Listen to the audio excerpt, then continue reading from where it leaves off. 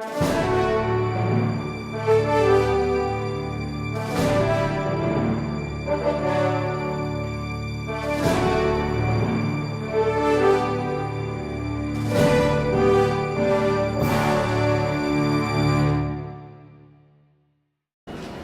have here a baby 4th-year student. And then you can take some 5th and 6th-year students because they know perfectly well the problem. They have to change their bad learning habits, so they can explain how they did it. Then you can add a senior teacher who need to understand, who need to realize what are students' fears. Because he is writing the exam and he is teaching the lesson. And then you have a junior teacher who is a resident and who is not so far from the big exam and can also help the 4th-year student. And it's a perfect concrete idea of idea. And there is some bonus effect because 4th-year students are not the only one who take advantage from this day. There is also senior teachers who understand students' difficulty very well, I think, after this day because they listen to them and also improve their pedagogy skills. Junior teachers also develop pedagogy skills and step back on their own learning experience.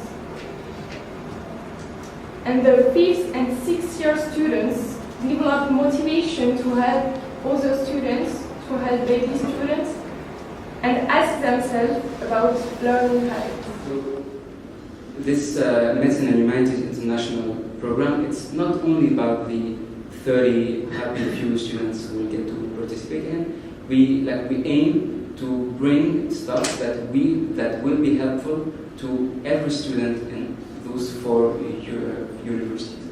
I took 3 examples here.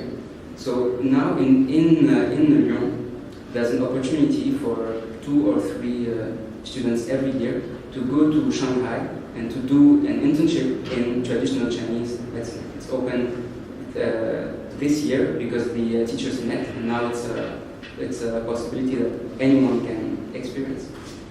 Also, because the teachers have met, there's traditional Chinese medicine professor that came to our university, and they did 3 conferences this year that were actually a big hit.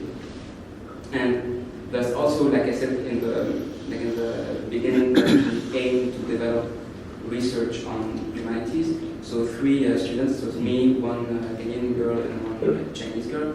We went to Shanghai after the summer school to do a research project where we try to summarize how we learn humanities in the 4 universities.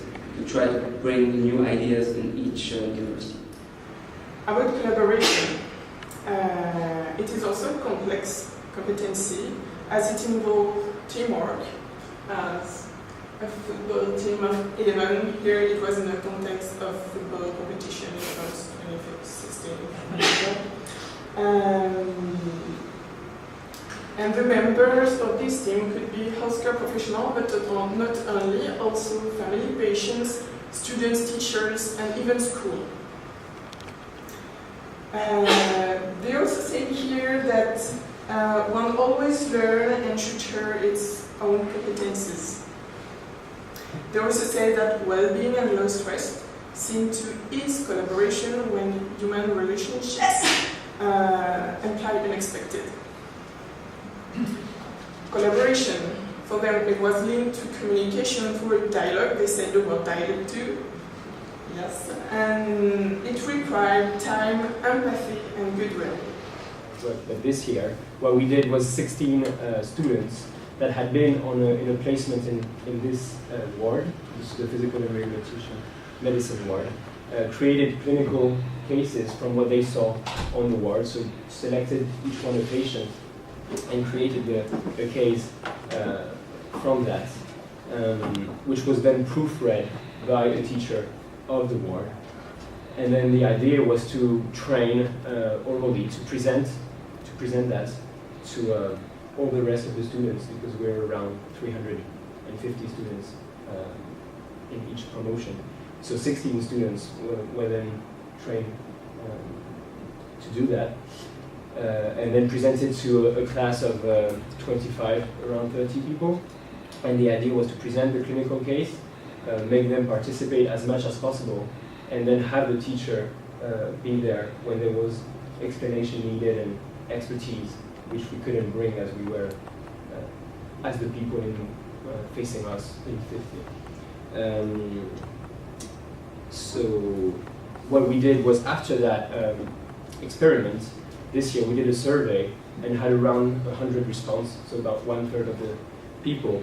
And 86% of those 100 people felt more active in this class than standard lectures.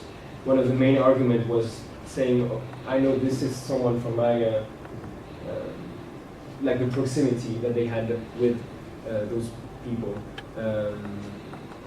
which you don't have with a teacher that's older than you don't feel as implicated. So that was one of the positive points. 70% also thought that that was more relevant than the usual one-way teaching.